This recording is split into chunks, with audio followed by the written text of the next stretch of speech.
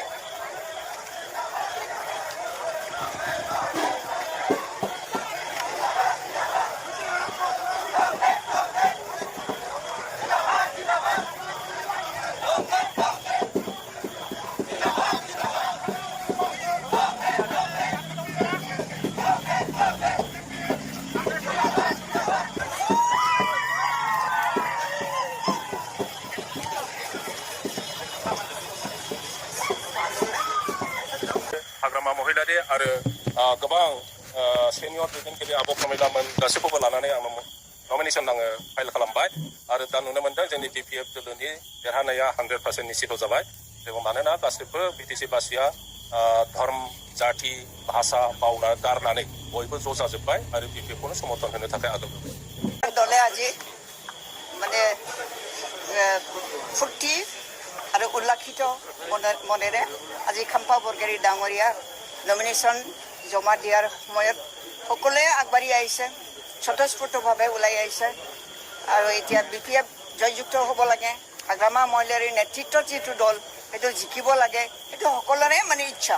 তো খাম্পা বৰগয়াৰী আমি প্ৰাৰ্থী হিচাপে পাইছোঁ, সেইকাৰণে আমাৰ ৰাইজে বহুত সুখী হৈছে, সন্তুষ্ট হৈছে। গতিকে ফুৰাদমে মানে আমাৰ দলক সমৰ্থন দিবৰ কাৰণে ৰাইজ আজি আগুৱাই আহিছে, সেইটো আপোনালোকে দেখা পাইছে। 1